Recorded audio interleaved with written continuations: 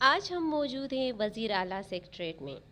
یہاں کچھ خواتین سے ملاقات ہوئی جو مالی امداد کے لیے درخواستیں لے کر آئی ہیں۔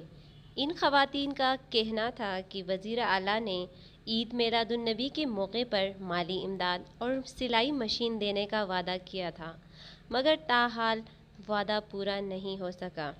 آئیے ان خواتین سے جانتی ہیں کہ وہ کیوں آئی ہیں۔ خاتون بھی ہم ان سے بھی بات کرتے ہیں، آپ کے کیا مسائل ہیں، آپ کیوں آئیں یہاں پہ؟ ہاں، میرا ہسبینڈ وفات ہو گیا ہے، میں اپنے ماں باپ کے گھر میں ہوں۔ میرا ایک بیٹا ہے، میرا ابو بھی بیمار ہے بسترے میں، میرا ایک بھائی ہے وہ بھی چھوٹا ہے، گھر میں امداد نہیں ہے، ادھر کچھ نہیں، اس لیے میں یہاں امداد کے لیے آئی تھی۔ اس سے پہلے آپ نے اپلیکیشن جمع کیا؟ ہاں کیا تھا، نہیں ملا، ابھی تک کیا ہے، پتہ نہیں ملتے کہ نہیں ملتے۔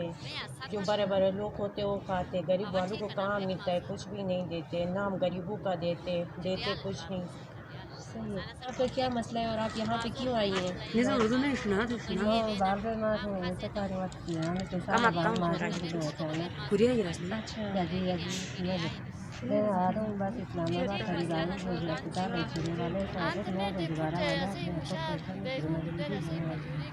اچھا، کتنے عرصے سے آپ کا بیٹا بیمار ہے؟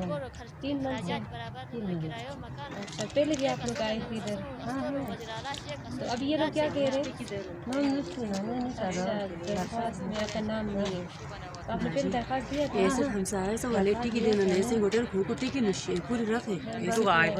کیا ایشوز ہیں آپ کے گھر کے مسائل بتائیں؟